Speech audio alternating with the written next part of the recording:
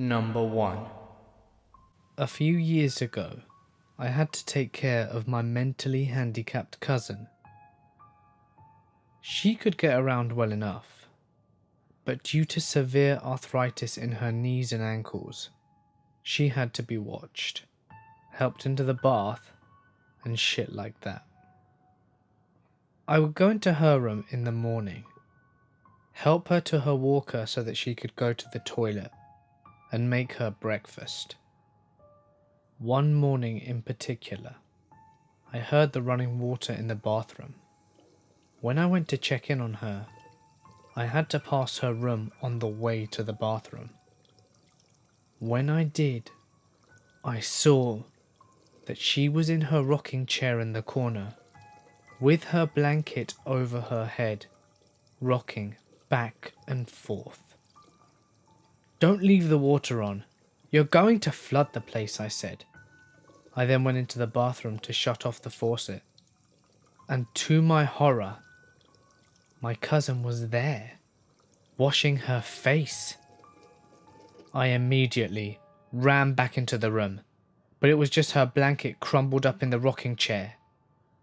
My cousin wanted to know why I undid her bed. I didn't stay long after that. Number 2. I have a story that did not happen to me, but rather my friend's dad. This guy is not the type to bullshit, so I believe him 100%. My friend's dad, who we will call Jack, and his brother, who we will call Tom, lived with each other in the 80s. It was just the two of them living in the house with no one else. So this one night, Jack is coming home at night and walks into the living room to see a bunch of old people sitting around and talking. As he walks in, they all just quiet down and awkwardly look at him as he walks on by. He doesn't see Tom anywhere, so he just assumes that Tom will be back to attend his guests. Jack has work the next morning, so he goes into his room to get some sleep, but is kept up from all the people talking. He walks out from his room and is promptly met up by Tom, who is coming out of his room to tell Jack to keep his friends quiet. However, Jack was coming out to tell Tom to keep his friends quiet. They walk out from the hallway into the living room, only to find it completely empty, with the leftover smell of musk lingering in the air. Number 3. When I was growing up, there was an extra room upstairs in our house which we used as an office. It had a closet with one of those tiny attic access doors on the side. We'd sometimes all be downstairs watching TV, and we'd hear a creaking sound moving towards that room. The room in question happened to be next to mine, and occasionally I'd find the closet door open with the light on, and the little door to the attic cracked open when absolutely no one was about to open it or turn that light on. Not only that, there was a spot on the wall that our cat would always attack. Now our cat has been declawed, but just imagine the amount of effort it must have been to try and destroy this part of the wall. There was paint missing and clearly a lot of damage, as this cat really didn't like this spot. All of that is creepy enough. But one night, our dog, who never came upstairs without my father, started barking in the hallway by my room towards the office. She barked and growled for a bit, and then began backing away into my room. She kept looking up as if she was staring at the face of a person coming towards her. She backed into my room, then squealed like she'd been stepped on, and ran into the far corner of my door and put her nose and eyes in the corner and whimpered. That was by far the worst incident. I picked her up and went downstairs to sleep on the couch. That was 14 years ago, and I'm still freaked out about it. I know for a fact that there was something in that house. Number 4. This story didn't actually happen to me personally, but rather to my mother. My mother is a very trustworthy person who at the time did not believe in the paranormal, but now is a firm believer, and I can't say that I don't blame her. According to my mother, the whole thing happened when I was very young. I don't remember it that well, but apparently I had always had an overactive imagination, and I was often found talking to an imaginary friend. Or so my mum thought it was an imaginary friend. I often referred to him as Jamie. He was apparently my best friend, and she says that I treated him like a brother. I would take food to him, play hide and seek, and everything else that you'd expect two young children to do together. My mother remembers telling me to go play outside, and I said I didn't want to, because I was refusing to leave Jamie alone. Then my mother asked why, and I replied, the hooded man won't let Jamie outside. This shocked my mother, but she apparently brushed it off to meaningless strings of childhood babble. Her thoughts were broken down though, no more than a few days later. I had left to go to nursery. My dad was at work and my mother was home alone by herself, doing the typical things that mothers do. Apparently, when my mother was taking the laundry up the stairs, she happened to glance down at the middle step and felt her whole body freeze.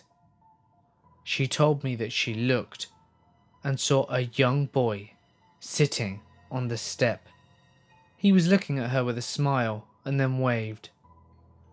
She apparently nearly dropped the pile of washing that was in her hands and bolted back downstairs. The only part of this story which I actually remember happened when my mother was walking me home from nursery, and when we got home, she knelt down to my height and said, What did you say your little friend looks like?" I don't remember what I said, but I remember my mother turning whiter than white as I described him. This made me confused. I didn't know what was going on. Then it happened.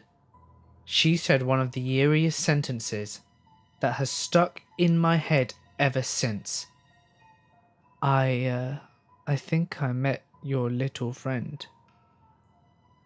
Every now and again, we see, hear, or sense him. Mainly around happy times of the year, birthdays, Christmas, and those kind of things. You can always just tell when he's around. Things seem to fall, go missing, and electrical appliances seem to act strange and stop working. But Jamie isn't a bad spectre. In fact, he's brought our family closer together, and for that, we've always been thankful and still are. But I really have no clue as to what the hooded man could possibly be.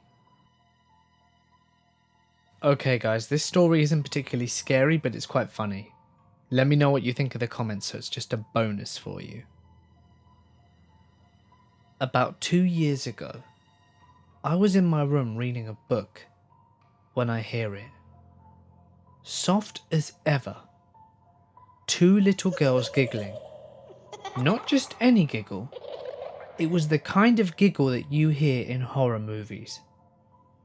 I immediately put down my book and listened. After about a minute of holding my breath, I decided it must have come from outside. Then, that night, just as I'm about to drift off to sleep, I hear it again. 2 little girls giggling. Now it was 2 a.m. and I was pretty damn sure those two girls were no longer outside my window at that time of night. So I began to freak out. I sat up in my bed and waited for what felt like forever and just listened. Then I hear it again. I jump out of my bed and go spend the rest of my night in the guest room. By next morning, I was convinced that my room was haunted. For the next week, I avoided my room and spent my nights in the guest room, unbeknownst to my family. I was afraid to tell anyone for fear that I was going crazy or that they would not believe me. But every time I spent more than an hour in my room, I would hear the giggle of those two girls. And by the end of the week, I was a mess. I could barely sleep. I was terrified of my own room. Then, one morning, my brother walks up to me and says, "Are you deaf or something?" Obviously, I was confused, and further questioning, he tells me about this small device he had placed in my room. Apparently, it's some form of prank device that's easily hidden and can make a variety of different noises. My brother, however, chose the little girl's giggling sound, which is creepy as hell. He wondered why I hadn't heard it or said anything about it all week, and I just wanted to punch him in the face. So my room wasn't haunted after all. Moral of the story is, sometimes your brother is just an asshole.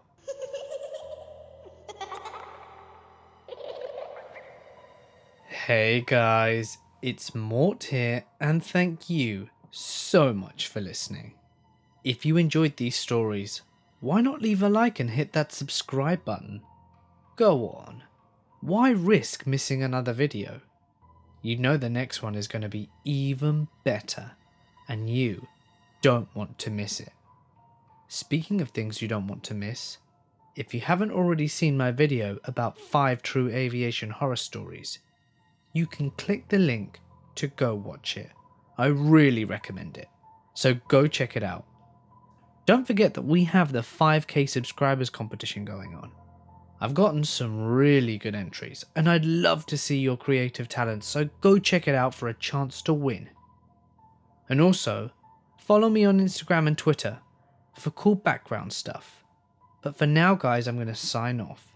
Stay awesome, and I'll see you in the next one.